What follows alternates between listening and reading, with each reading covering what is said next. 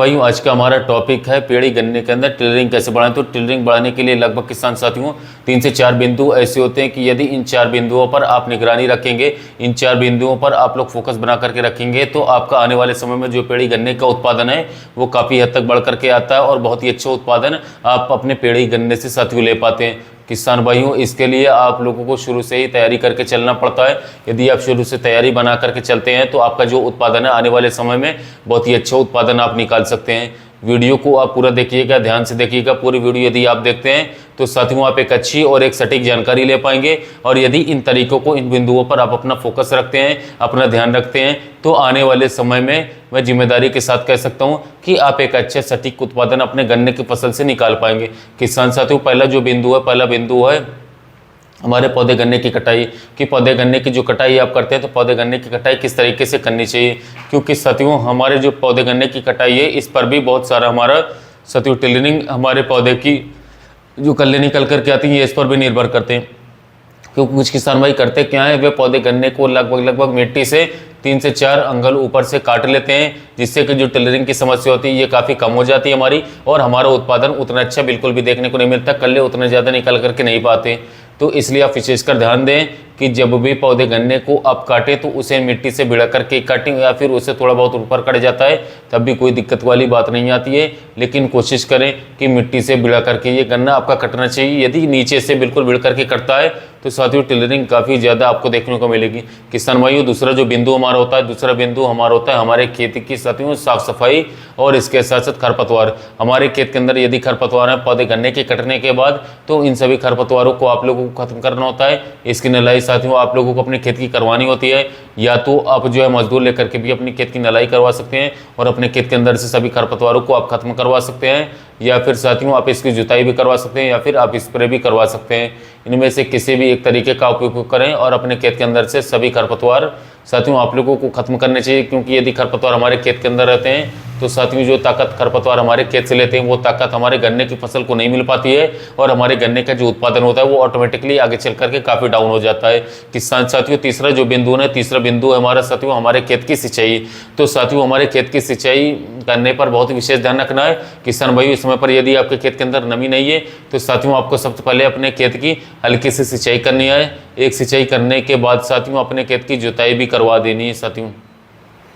तो जुताई करने से क्या होता है, आपके खेत के अंदर जो आपकी मिट्टी है वो काफ़ी ज़्यादा मुलायम हो जाती है और कल्ले बनने में काफ़ी ज़्यादा मदद हमें मिलती है, और हमारे खेत के अंदर कल्लों की संख्या जो है ये काफ़ी ज़्यादा साथियों बढ़ जाती है। किसान भाइयों, जब आप अपने खेत के अंदर सिंचाई करने के बाद जुताई करवाते हैं तो जुताई से पहले आप लोगों को अपने खेत के अंदर कुछ उर्वरकों की मात्रा देनी होती है, जो उर्वरक मैं आपको इस वीडियो में बताने वाला हूँ। यदि इन उर्वरकों की आप सही मात्रा, सही डोज अपने खेत के अंदर लगवाते हैं तो मैं जिम्मेदारी के साथ कहता हूँ कि आने वाले समय में आपके खेत के अंदर कल्लों की संख्या तो बहुत ज़्यादा बढ़ करके आएगी और आपको बहुत ही अच्छा, बहुत ही शानदार उत्पादन अपने गन्ने की फसल का देखने को मिलेगा।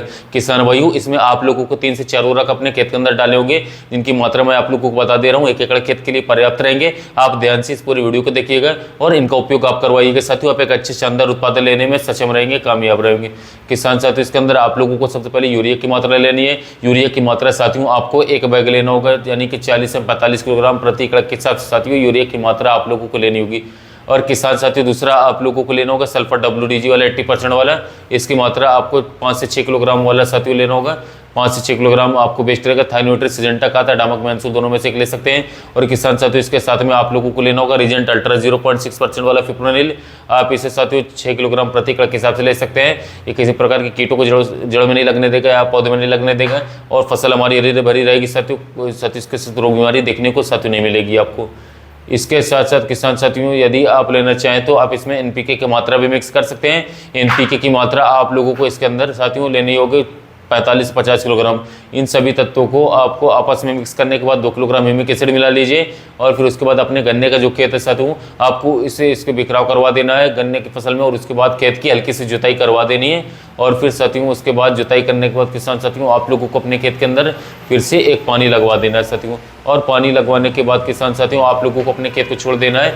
उसके बाद किसान साथियों आप 15 से 20 दिन के बाद अपने खेत के अंदर जब आप जाकर के देखेंगे तो आपके खेत के अंदर कल्लों की संख्या इतनी ज़्यादा बढ़ करके आएगी, तो इसके साथियों एक एक पौधे के अंदर से आप लोगों को 7-7, 8-8, 9-9 कल्ले निकलते हुए दिखेंगे। और आपके जो खेत का उत्पादन है साथियों, मान लीजिए अगर पौधे गन्ने में यदि साथियों 40 से 50 क्विंटल प्रति बीघे का यदि इसका उत्पादन आया तो साथियों आने वाले समय में इस वर्ष 2025 में लगभग 1.5 से 2 गुना तक आसानी से बढ़ जाएगा और आपके खेत के अंदर कल्लों की संख्या काफी ज्यादा बढ़ जाएगी और साथियों आप लोगों को बहुत ज्यादा बेनिफिट किसान साथियों देखने को मिल जाएगा।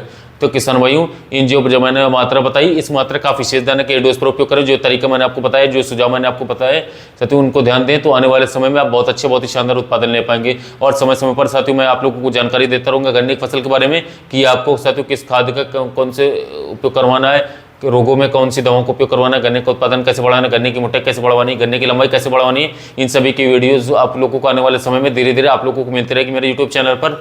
यदि किसान भाई आपकी कोई और समस्या है तो आप मुझे कमेंट कीजिएगा, साथ में उसका भी रिप्लाई करूंगा। साथ ही मिलते हैं नए वीडियो में।